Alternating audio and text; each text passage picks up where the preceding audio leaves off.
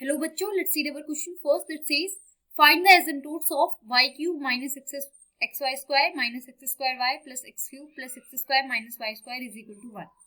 So देखो इस question का की कॉन्सेप्ट देखते हैं हम पहले. Concept for this question is, देखो what is our asymptote. Asymptote is the tangent to the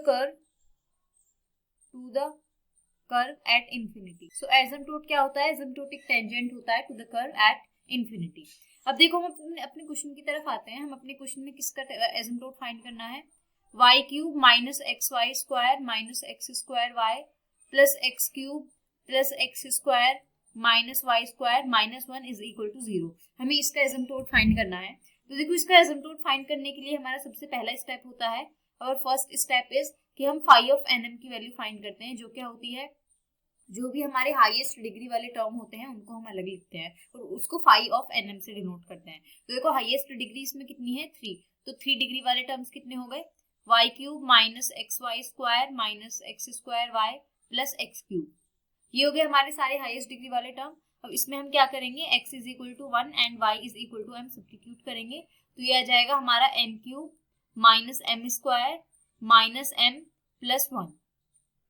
तो अब हम क्या करेंगे? सेकेंड स्टेप में हम फाई ऑफ एन एम को 0 करके m की वैल्यूज फाइंड करेंगे. तो ये आ जाएगा m cube minus m square minus m plus 1 is equal to 0.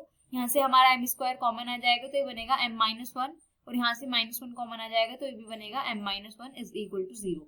So ये बना m square minus 1 into m minus 1 is equal to 0. अब m स्क्वायर माइनस 1 को मैं लिख सकती हूँ m स्क्वायर माइनस 1 स्क्वायर, और ये a minus b a square minus b square का फॉर्मूला बन गया, which is a minus b into a plus b. ये होता है ना फॉर्मूला. तो इसके लिए मैं लिख सकती हूँ m minus 1 into m plus 1 into m minus 1 पहले से था. सो हमारे m की कितनी वैल्यूज आ गई? m is equal to minus 1 1 and 1. So अब देखो हमारी m की वैल्यू आ गई. अब हम थर्ड स्टेप अपना अप्लाई करेंगे. हमारा थर्ड स्टेप क्या है? हम phi of n minus 1 of m की वैल्यू फाइंड करेंगे, जो क्या होती है, जो भी हमारी सेकंड हाईएस्ट डिग्री वाली टर्म होती हैं उनको अलग लिखते हैं. और सेकंड हाईएस्ट डिग्री वाले कितने टर्म हुए? हमारी 2 डिग्री वाले. So x square minus y square से. सो ये हमारे क्या बचा? Phi of n minus 1 is x square minus y square. Again इसमें हम x is equal to 1 and y is equal to 1 substitute करेंगे, तो ये आ जाएगा हमारा 1 माइनस एम स्क्वायर. सो अब देखो फोर्थ स्टेप में अब देखो हमारा एसिम्प्टोटिक टेंजेंट होती है, और टेंजेंट क्या होती है? y is equal to mx plus c की फॉर्म में. तो अब देखो हमें m की वैल्यू तो पता चल गई, अब हमें सिर्फ c की वैल्यू फाइंड करनी है. तो फोर्थ स्टेप में हम c की वैल्यू फाइंड करते हैं, and c is equal to minus of phi n minus 1 of m divided by phi of nm का derivative with respect to m. So देखो ये कितना आ जाएगा? माइनस ऑफ, इसकी हम वैल्यू एज इट इज रखेंगे 1 minus m square whole divided by इसकी फाई ऑफ एनएम का डेरिवेटिव हम फाइंड करेंगे. तो वो देखो हमारा कितना आ जाएगा? यहाँ से डेरिवेटिव आ जाएगा 3m square minus 2m minus 1. तो इसको मैं लिख सकती हूँ 3m square minus 2m minus 1. तो देखो इसकी वैल्यू कितनी आ जाएगी? माइनस अंदर मल्टीप्लाई करेंगे तो आ जाएगा m square minus 1 divided by 3m square minus 2m minus 1. अब देखो हम m की वैल्यू अलग अलग पुट करेंगे और c की वैल्यू हमारी निकल. देखो तो 4m इज इक्वल टू 1, हमारी c की वैल्यू कितनी आ जाएगी?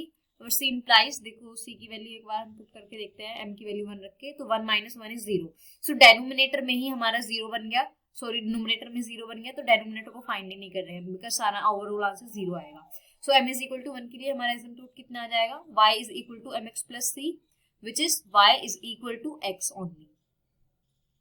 सो y is equal to x and y is equal to x again 4m is equal to 1 because m is equal to 1 हमारी दो वैल्यूज हैं. तो ये तो हमारे दो एसिम्प्टोट्स आ गए. अब हम थर्ड के लिए फाइंड करते हैं. 4m is equal to minus 1. तो उसके लिए हमारी c की वैल्यू कितनी आ जाएगी? c की वैल्यू कितनी आ जाएगी? देखो माइनस 1 अप्लाई करते हैं, तो माइनस 1 का होल स्क्वायर इज अगेन 1, और 1 माइनस 1 इज अगेन 0. तो ये भी 1 माइनस 1, और डेनोमिनेटर की सॉल्व करने की जरूरत ही नहीं है बिकॉज न्यूमरेटर 0 तो ओवरऑल 0.